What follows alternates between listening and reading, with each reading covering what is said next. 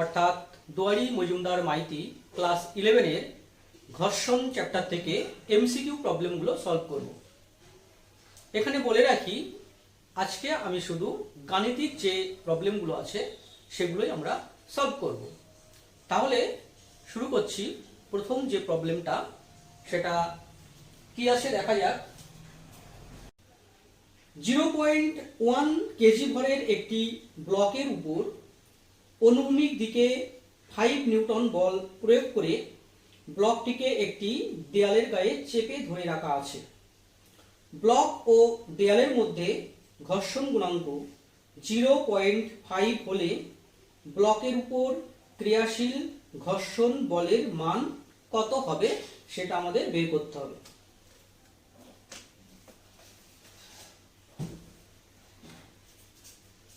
তাহলে প্রবলেমটা শুরু করছি। এমন একটা দেয়াল আছে,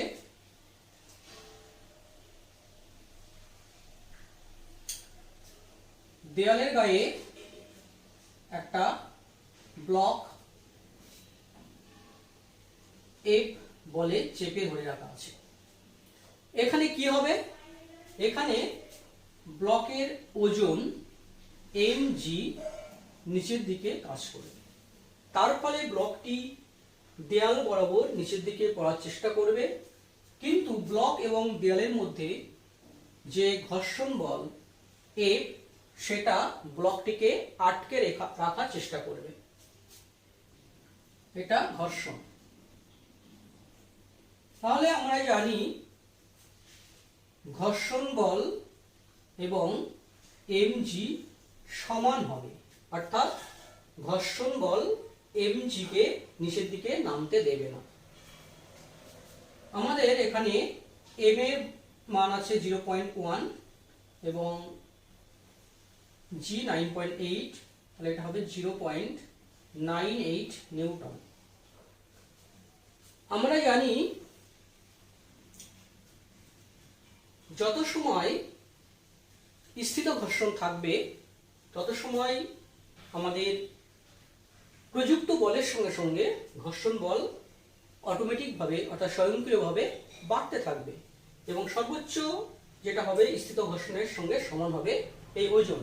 তাহলে mg যত বাড়বে ঘর্ষণ তত বাড়বে, mg যত বাড়বে ঘর্ষণ তত বাড়বে এবং স্থিত ঘর্ষণ পর্যন্ত এই ঘর্ষণ বল এবং mg সমান হবে। তাহলে এখানে কিন্তু এই mg = F ঘর্ষণ হবে। ঠিক আছে? অনেকে হয়তো ভাবতে পারে আমরা জানি ঘর্ষণ F = μn, এই ফর্মুলা কেন হবে না? এটা হচ্ছে সর্বোচ্চ ঘর্ষণ বল, এটা হচ্ছে আমাদের সর্বোচ্চ স্থিত ঘর্ষণ বল, কিন্তু এই ক্ষেত্রে আমাদের হবে F = mg।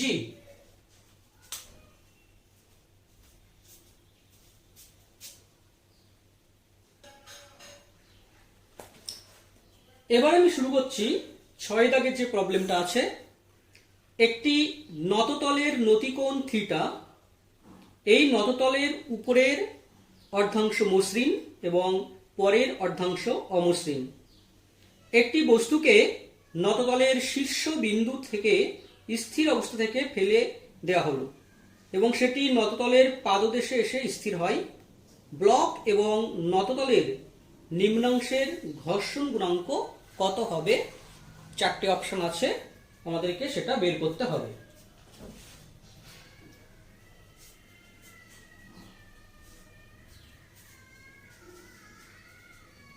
তাহলে দেখা যাক 6 দাগের প্রবলেমটা আমরা কিভাবে সলভ করব।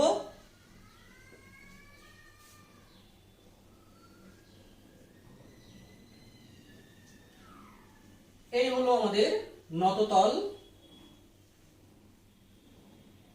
নতিকোণ থিটা, দুটো হাফ আমাদের আছে, এটা ধরছি s/2, এটা s/2। প্রথম অর্ধেক মসৃণ, দ্বিতীয় অর্ধেক অমসৃণ। তাহলে আমরা জানি মসৃণ নত তলে ত্বরণ A equal to G sine theta, এটা A1 ধরি। আর অমসৃণ নত তলে নিচের দিকে যে ত্বরণটা হবে A2 ইকুয়াল টু জি সাইন থিটা মাইনাস মিউ জি কস থিটা। তাহলে প্রথমে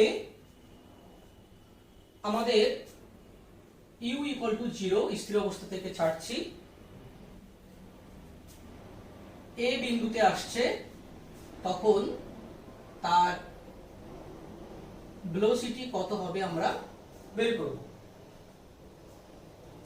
তাহলে আমাদের formula v1 square equal to u square plus 2a1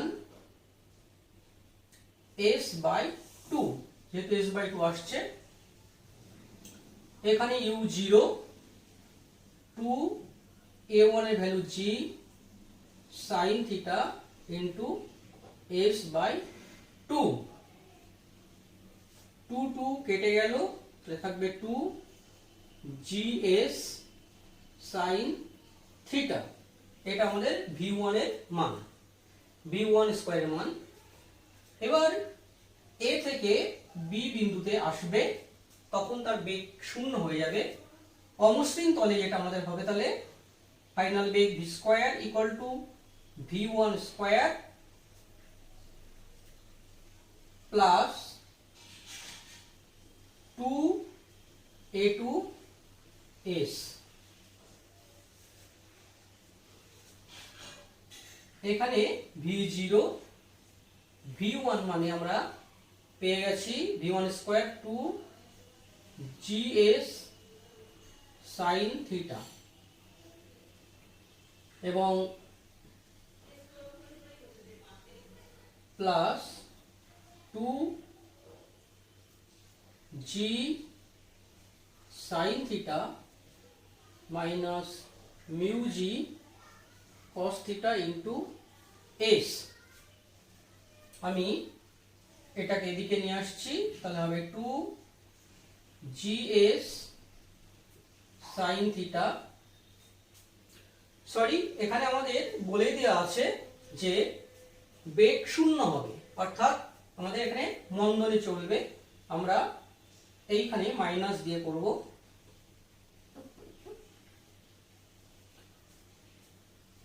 তাহলে এখানে আমাদের থাকবে minus 2 gs sin theta plus 2 mu G cos theta into s। sin theta এদিকে আসলে আমরা পাবো 4 gs sin theta equal to 2 mu gs cos theta. আমি এসটা এখানে ঢুকিয়ে দিলাম, তাহলে 2gs দুই দিক থেকে ক্যান্সেল হয়ে যাবে, তাহলে sin by cos tan theta, এবং আমাদের থাকবে মিউ ইকুয়াল টু একটা 2 থাকবে 2 tan থিটা। তাহলে আমাদের নিচের অংশের যে ঘর্ষণ গুণাঙ্ক সেটা আমাদের হবে mu equal to 2 tan theta. ঠিক আছে, তাহলে প্রথমে আমরা কি করলাম, শীর্ষ বিন্দু থেকে এ বিন্দু পর্যন্ত দূরত্ব s/2, সেখানে আমরা বেগটা কত হচ্ছে বের করে নিলাম, v1 square equal two 2gs sin theta. এই বেগটাই এখানে হবে প্রাথমিক বেগ, এবং তারপরে আস্তে আস্তে বেগটা শূন্য হয়ে যাবে, অর্থাৎ মন্দন নিয়ে চলবে, যার formula v square equal to v1 square minus 2a2s। আমরা জানি নিচের দিকে ত্বরণের formula a2 equal to g sin theta minus mu G cos theta. তাহলে সেই ভ্যালুটা আমরা এখানে বসিয়ে দিলাম এবং সেখান থেকে মিউ এর ভ্যালু ক্যালকুলেশন করলাম 2 tan থিটা। ওকে,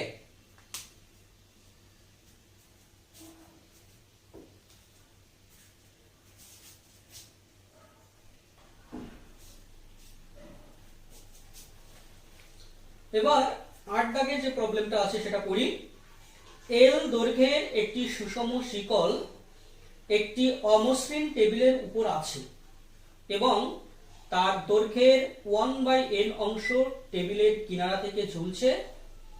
যদি শিকলটির টেবিল থেকে পড়ে যাওয়ার উপক্রম করে তবে শিকল ও টেবিলের মধ্যে ঘর্ষণ গুণাঙ্ক কত হবে সেটা আমাদের অপশন থেকে দেখতে হবে।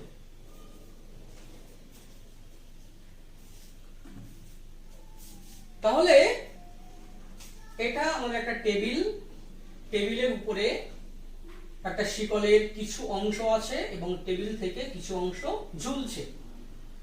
যদি টেবিলের চেনের L/n অংশ ঝুলছে এবং বাকি অংশ আমাদের এর উপরে আছে, তাহলে উপরে কতটা থাকবে? উপরে থাকবে L/n, অর্থাৎ L ইন্টু n-1/n, যেটা আমাদের উপরে থাকবে সেটা L1। আমরা ভাবছি এর ওজন m2g, এই অংশের ভর m2, তার জন্য তার ওজনটা m2g ধরে নিচ্ছি এবং এই অংশে ভরটা m1, ওজন হবে m1g। এই অংশটা টেবিলের উপরে আছে, তার জন্য একটা লম্ব প্রতিক্রিয়া আমরা এখানে পাবো n। টেবিল এবং চেনের মধ্যে একটা ঘর্ষণ বল কাজ করবে, ঘর্ষণ বলটা এই দিকে কাজ করবে। যে মুহূর্তে চেনটা পড়ে যাওয়ার উপক্রম হবে ঠিক সেই সীমাস্থ কন্ডিশনে ঘর্ষণ বল আর ঝুলে থাকা অংশের ওজন সমান হবে। যখনই m2g বেশি হয়ে যাবে তখন আর টেবিলের উপরে থাকতে পারবে না, কারণ ঘর্ষণের সীমাস্থ মানে পৌঁছে যাবে। F মানে mu into n equal to m2g। এখানে লম্ব প্রতিক্রিয়া কিসের জন্য আসছে? m1g এর জন্য। তাহলে লম্ব প্রতিক্রিয়া n ইকুয়াল টু m1g আমরা এখানে বসিয়ে দেব mu m1g equal to m2g। তাহলে মিউ ইকুয়াল টু আমরা পাবো m2/m1। এখন শিকলটা যেহেতু সুষম তাই তার দৈর্ঘ্যের সঙ্গে ভর সমানুপাতিক হবে প্রত্যেক জায়গাতেই। তাহলে m2 সেটা আমরা লিখতে পারি L2 m1 L1, অর্থাৎ m2/m1 ইকুয়াল টু আমরা L2/L1 লিখতে পারবো। তাহলে এখন আমি L2 এর মানটা বসিয়ে দিই। L2 এর মান L/n, L1 এর মান আমরা বের করেছিলাম L ইন্টু n-1/n। সুতরাং mu equal two L/n into n/L into n-1। আমাদের n কেটে যাবে, L কাটবে, তাহলে থাকবে 1/n-1। অর্থাৎ আমাদের এখানে টেবিল এবং শিকলের মধ্যে ঘর্ষণ গুণাঙ্ক মিউ ইকুয়াল টু হবে 1/n-1। 9 দাগের প্রবলেমটা দেখি কি আছে। ঘর্ষণ গুণাঙ্ক 1/√3 হলে আর ব্যাসার্ধের একটি অমসৃণ ফাঁপা গোলকের ভিতর একটি বস্তুকণা যে উচ্চতায় উঠে স্থির থাকতে পারে তার মান কত সেটা আমাদের বের করতে হবে।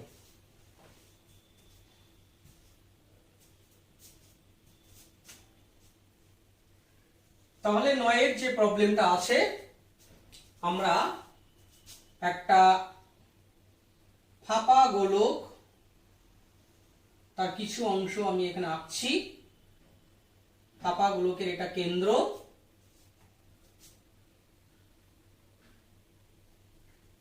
কেন্দ্রটার নাম আমি ও দিচ্ছি, এই বিন্দুটার নাম দিলাম এ, ব্যাসার্ধ আর।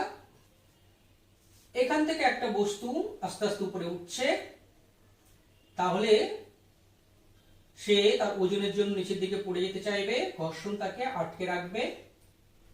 ভাবছি সর্বোচ্চ এই পর্যন্ত সে উঠতে পারবে।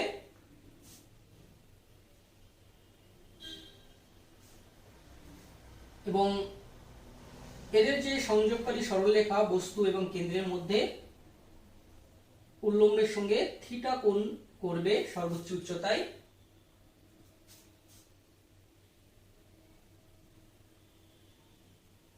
এটা আমি বি বিন্দু নাম দিই, এটা সি বিন্দু। আমাদের বের করতে হবে এই উচ্চতা, এটার নাম এইচ, এটা টোটালটা আর হলে ওসি হবে এইচ মাইনাস আর, ওবি হবে আর। এখানে ওজন খাড়া নিচের দিকে কাজ করবে, যে বস্তুটা উঠছে তার ভর যদি এম হয় ওজন নিচের দিকে হবে। ব্যাসার্ধ বরাবর এদিকে আমি বাড়িয়ে দিলাম। এটা যদি থিটা কোণ হয়, এটাও থিটা কোণ হবে। তাহলে এম জি এর এই বরাবর উপাংশ হবে এম জি কস থিটা। এই এম জি কস থিটার সঙ্গে ঠিক লম্ব ভাবে হবে স্পর্শক এইদিকে, স্পর্শক বরাবর এটা হবে এম জি সাইন থিটা। এই এম জি সাইন থিটার জন্য এই এম ভরের বস্তুটা নিচের দিকে পড়ে যেতে চাইবে পিছলে, কিন্তু ঘর্ষণ ঠিক বিপরীত দিকে তাকে আটকে রাখবে। এফ এফ ইকুয়াল টু ঘর্ষণ, এখানে ঘর্ষণ বল তাকে টেনে রাখবে। তাহলে সীমাস্থ অবস্থায় এই এফ ইকুয়াল টু হবে এম জি সাইন থিটা। এই যে তল একটা লম্ব প্রতিক্রিয়া দেবে এন, সেই এন ইকুয়াল টু এদিকে এন, এটা এম জি কস থিটা। আমরা এখানে জানি ঘর্ষণের সূত্র থেকে F equal to mu N M G sine theta. N এর value M G cos theta equal to M G sine theta. তাহলে মিউ ইকুয়াল টু আমরা পেয়ে যাব, এম জি ক্যান্সেল হয়ে যাবে, sine theta by cos theta মানে tan theta. এখান থেকে আমরা ট্যান থিটার ভ্যালুটা মিউ বের করে রাখলাম। এখন আমরা ত্রিকোণমিতির সাহায্যে ভাবছি এটা থিটা, ট্যান মানে সাইন বাই কস, ট্যান মানে হচ্ছে লম্ব বাই ভূমি, এটা লম্ব এটা ভূমি, নিচেরটা আমি 1 ধরে নিচ্ছি, এই লম্ব মিউ ধরে নিলাম, বা মিউ ইন্টু এক্স ধরতে পারি আর 1টাকে এক্স ধরতে পারি। আমরা সংক্ষেপে করার জন্য এটাকে মিউ ধরছি আর এটা 1। অতিভুজটা হবে √, মিউ স্কয়ার প্লাস 1। তাহলে এখান থেকে সাইন কস আমরা বের করতে পারি। কস থিটাটা আমি বের করে রাখি, কস থিটা মানে ভূমি বাই অতিভুজ, অর্থাৎ 1/√, মিউ স্কয়ার প্লাস 1। এখন আমাদের যেহেতু এইচ এর ভ্যালুটা বের করতে হবে, তাহলে এখানে যে ট্রায়াঙ্গেলটা পাচ্ছি বি ও সি, বি ও সি এই ট্রায়াঙ্গেলের এটা হচ্ছে ভূমি, এটা অতিভুজ। তো ভূমি cos থিটা ইকুয়াল টু ভূমি বাই অতিভুজ মানে H minus R by R. OC হলো ভূমি এবং ওবি হলো অতিভুজ। তাহলে এখান থেকে cos theta equal to H by R minus 1 और h इक्वल टू আমরা পাবো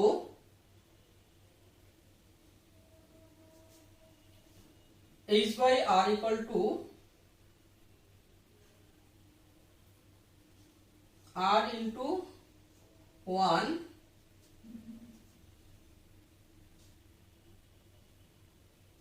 সরি, এটা হবে আর মাইনাস এইচ, এটা আমাদের হবে আর মাইনাস এইচ। তাহলে এখানেও আমরা কিন্তু লিখব আর মাইনাস এইচ। তাহলে আর বাই আর এটা পাবো 1 মাইনাস এইচ বাই আর। তাহলে আমাদের এইচ ইকুয়াল টু হবে R into 1 minus cos theta. H equal to R into 1 minus cos theta. তাহলে আর ইন্টু 1 থাকলো মাইনাস কস থিটা সমান আমরা এখান থেকে পাবো 1 by root over mu square plus 1। Mu এর value 1 by root 3। R into 1 minus 1 by, এটা 1 by root 3 মানে তার স্কয়ার, তাহলে 1 বাই 3 প্লাস 1, 1 বাই 3 প্লাস 1 তার রুট। তাহলে এখানে আমরা পাবো আর ইন্টু 1 মাইনাস 4 বাই 3 অর্থাৎ root 3 by 2, root 3 by 2 R into 2 minus root 3 by 2। তাহলে উচ্চতা h equal to R into 2 minus 1.732 by 2। এটাকে ক্যালকুলেশন করলে আমরা পাবো 0.134 ইন্টু আর। অর্থাৎ বস্তুটা এ থেকে সর্বোচ্চ যে পর্যন্ত উচ্চতায় উঠতে পারবে, অর্থাৎ যখন এই বি বিন্দুতে থাকবে তখন করেসপন্ডিং উচ্চতা হবে এসি। সেই এসি তার মান হবে 0.134। ওকে,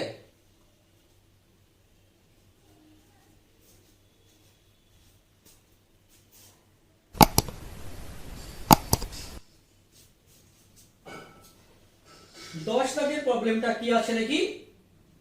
দুটি ব্লক যাদের ভর যথাক্রমে m1 equal to 5 KG, m2 equal to 6 KG, একটি হালকা সুতোর সাহায্যে একটি হালকা ঘর্ষণবিহীন কপিকলে ঝুলিয়ে দেওয়া হলো। m1 ভর একটি নততলে স্থির অবস্থায় আছে এবং m2 ভর উল্লম্বভাবে ঝুলছে। নততলের নতিকোণ থিটা ইকুয়াল টু 30 ডিগ্রি হলে 5 কেজি ভরের ব্লকের উপর ঘর্ষণ বলের মান ও দিক কত হবে সেটা নির্ণয় করতে হবে।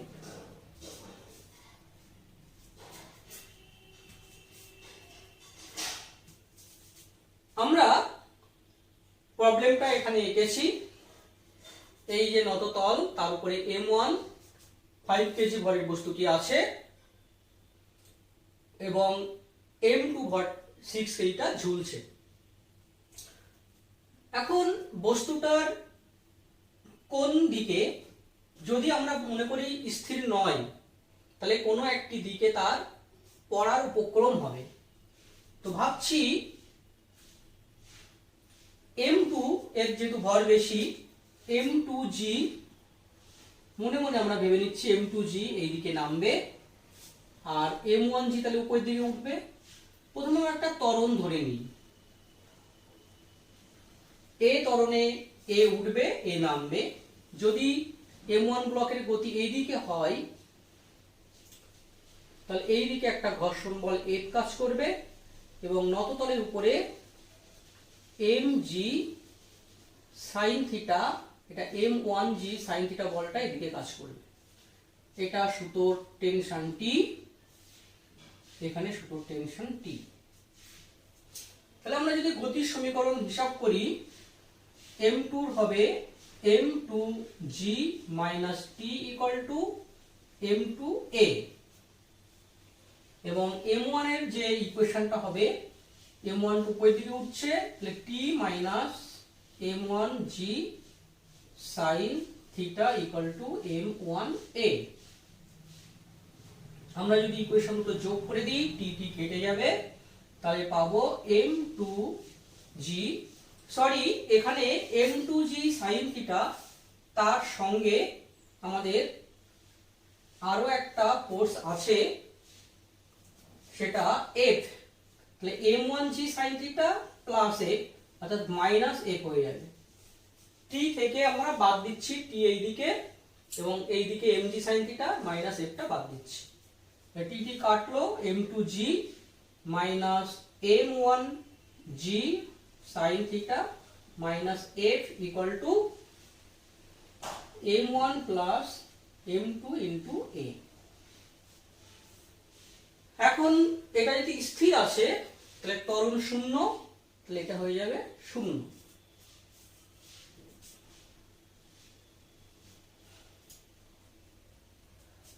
m2g minus m1g sin theta minus f, f মানে মিউ n, তাহলে এটা হবে মিউ n মানে আমাদের m1g cos theta, m1g cos theta equal two 0। আমাদের ঘর্ষণ বলের মান বের করতে হবে, সুতরাং আমরা এখানে শুধু f টাই রাখতে পারি, শুধু f টাই রাখছি।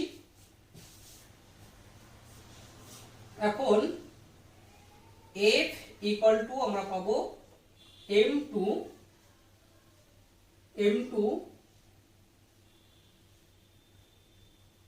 In plus m1 sin theta.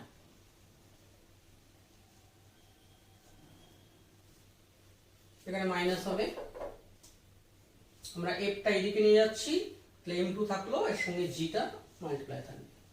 m2 এর ভ্যালু কত বসাবো, 6 মাইনাস m1 5 sin 30 ডিগ্রি অর্থাৎ হাফ ইন্টু g মানে 10, তাহলে 6 মাইনাস 5/2 মানে 2.5 ইন্টু 10। 6 থেকে 2.5 বাদ গেলে থাকবে 3.5 ইন্টু 10 মানে 35 নিউটন। তাহলে এখানে আমরা ঘর্ষণ বলের মান পেলাম 35 নিউটন এবং ঘর্ষণ বল পেলাম F, তার ডিরেকশন নততল বরাবর নিচের দিকে। এখানে আমি একটা কথা বলে রাখি, আমরা যে কোনো দিকে কিন্তু ঘর্ষণের অভিমুখটা নিতে পারতাম, অর্থাৎ বস্তুটা মনে করছি এই দিকে তার গতিশীল হওয়ার উপক্রম হচ্ছে, তাহলে ঘর্ষণ বলটা উপরের দিকে হবে। আর যেহেতু ধরে নিয়েছি গতিশীল হওয়ার উপক্রম হচ্ছে উপরের দিকে, তখন আমি ফ্রিকশনটা নিচে ধরেছি। যদি ফ্রিকশনের ভ্যালু পজিটিভ আসে তাহলে ভাবতে হবে যে আমরা যেদিকে ডিরেকশন নিয়েছি সেটাই তার অ্যাকচুয়ালি ডিরেকশন হবে। আর যদি মাইনাস আসে তাহলে আমাদের ভাবতে হবে ফ্রিকশনটা বিপরীত দিকে হবে। ঠিক আছে, আমি এখানে ত্বরণ ধরে করেছি, আমরা ত্বরণ না ধরেও করতে পারি। জাস্ট কি করব, m2g বলটা এদিকে কাজ করছে আর f plus m1g sin theta এইদিকে কাজ করছে, এই দুটো বল সমান করে দেবো, সেভাবেও কিন্তু আমরা অঙ্কটা করতে পারবো। ঠিক আছে, তো যে কোনো রকম ভাবেই করি না কেন f এর মান আমাদের আসবে 35 নিউটন এবং তার অভিমুখটা নততল বরাবর নিচের দিকে।